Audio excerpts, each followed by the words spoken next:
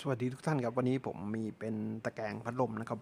เป็นตะแกรงหลังนะครับพัดลมเสียแล้วคือเสียทั้งเครื่องเลยทีนี้เก็บตะแกรงไว้ครับตะแกรงหน้าเราไปทำโคมไฟไปแล้วนะครับจากคลิปเก่าๆนะครับทีนี้ก็มาเป็นด้านหลังนะครับผมจะนำตะแกรงนี้ไปปลูกต้นไม้นะครับโอเคครับติดตามชมกัน